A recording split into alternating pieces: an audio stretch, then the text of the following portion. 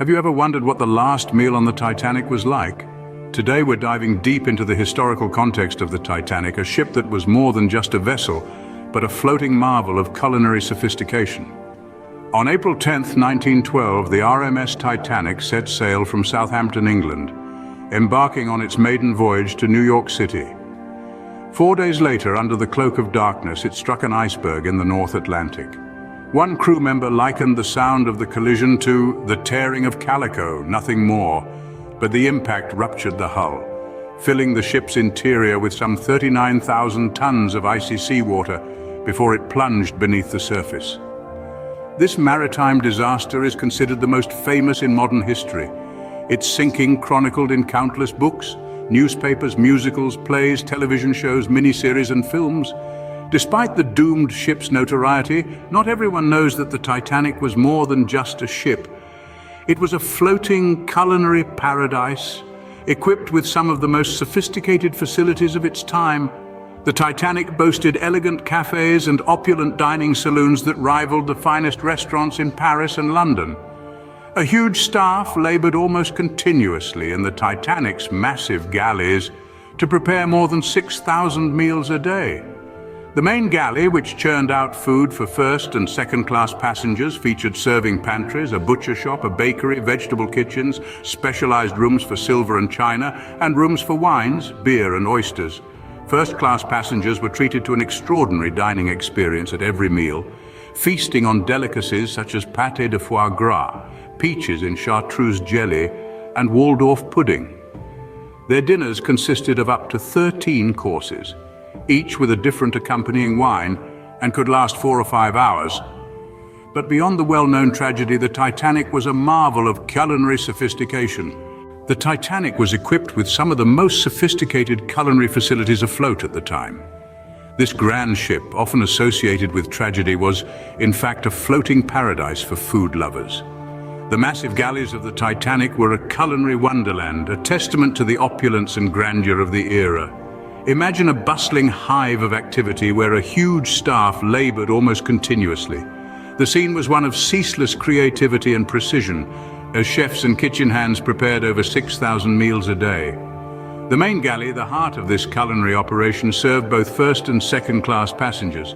It was a marvel of efficiency and organization, with serving pantries, a butcher shop, a bakery and vegetable kitchens. But the culinary wonders didn't stop there. The Titanic also boasted specialized rooms for silver and china, rooms dedicated to wines, beer and oysters, and even enormous storage bins for the tons of coal needed to fuel the 19 ovens, cooking tops, ranges and roasters. Such a vast operation required an incredible variety of sustenance. The ship's larders were filled to the brim with a veritable cornucopia of ingredients. From the finest cuts of meat to the freshest seafood, from an assortment of fruits and vegetables to a selection of cheeses and desserts, the Titanic was a gastronomic haven that rivaled the world's finest restaurants. The first-class passengers, in particular, were treated to an extraordinary dining experience. Feasting on such delicacies as pâté de foie gras, peaches in chartreuse jelly and Waldorf pudding, their dinners consisted of up to 13 courses. Each with a different accompanying wine, these elaborate meals could last 4 or 5 hours. Such extravagance was not just about the food itself. It was about the experience, the thrill of dining in an opulent saloon, surrounded by the glittering elite, while sailing across the Atlantic on the world's most luxurious ship. First-class passengers experienced a dining experience that rivaled the finest restaurants in Paris and London. The Titanic, in its heyday, was indeed a floating culinary paradise. The dining experience on the Titanic was a tale of two classes. The floating culinary paradise was divided into two distinct worlds, with first-class passengers indulging in an extraordinary dining experience at every meal. The menu was a gastronomic delight, featuring mouth-watering delicacies such as pâté de foie gras, peaches in chartreuse jelly, and Waldorf pudding. Each dinner was a marathon event spanning up to 13 courses, each paired with a different wine, turning each meal into an elaborate celebration that could last 4 or 5 hours. Sharing the same galley as the first class, the second-class passengers were likely treated to some of the same dishes, albeit without the extensive wine pairings and fanfare. The galleys of the Titanic were a bustling hive of activity with a huge staff laboring almost continuously to prepare over 6,000 meals a day. Amid the sizzle and steam, the chefs mastered the art of culinary diplomacy, creating meals that catered to the tastes and preferences of both first and second-class passengers. On the other side of the spectrum, the third-class meals were far more austere, yet comforting. The menu was a hearty affair, featuring wholesome stews, vegetable soup, roast pork with sage and onions, boiled potatoes and freshly baked bread with plum pudding and oranges. For many third-class passengers, hailing from countries like Ireland and Norway where fresh fruits and vegetables were scarce, their fare was likely seen as almost luxurious. The kitchen staff, true to their craft, did their best to prepare meals that travelers from various countries would find comforting and nutritious. So while the first-class passengers dined on exquisite delicacies in opulent dining saloons, the third-class passengers savored their hearty meals in simpler settings. It was a tale of two classes, yet each class enjoyed a culinary experience that was a class apart in its own right. The Titanic, in its short-lived voyage, created a floating world where food was a great leveler, bringing together people from different walks of life. The third-class meals, while more austere, were probably seen as almost decadent by many passengers. So, what were the final meals served on the Titanic before it met its tragic end?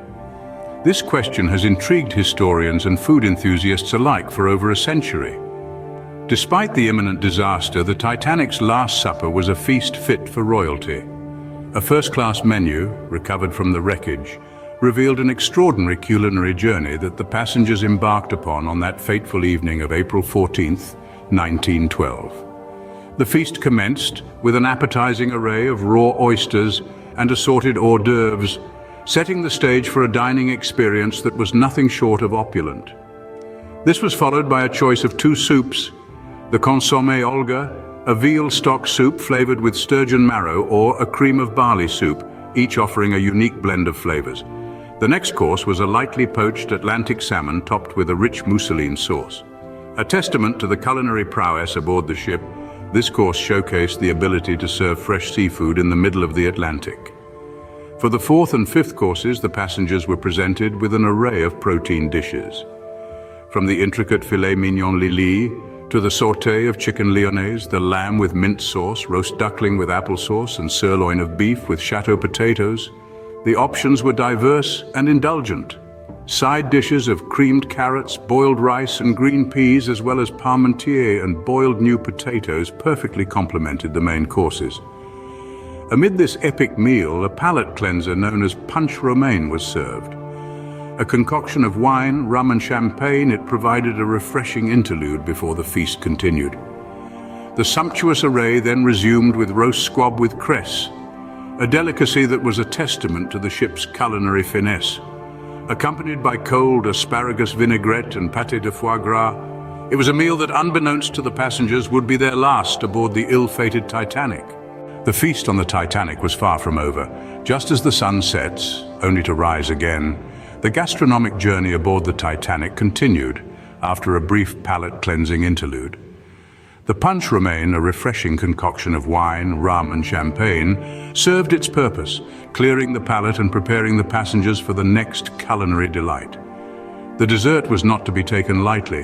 The passengers, their taste buds already tantalized by the richness and diversity of the courses served thus far, were about to be treated to a grand finale. Imagine, if you will, the rich, luscious taste of peaches enveloped in chartreuse jelly, the sweetness of the peaches, the subtle bitterness of the chartreuse, and the cool, smooth texture of the jelly combining to create a symphony of flavors that danced gracefully on the tongue. But the dessert wasn't the only star of the show. The passengers were also offered an assortment of cheeses, fruits and nuts.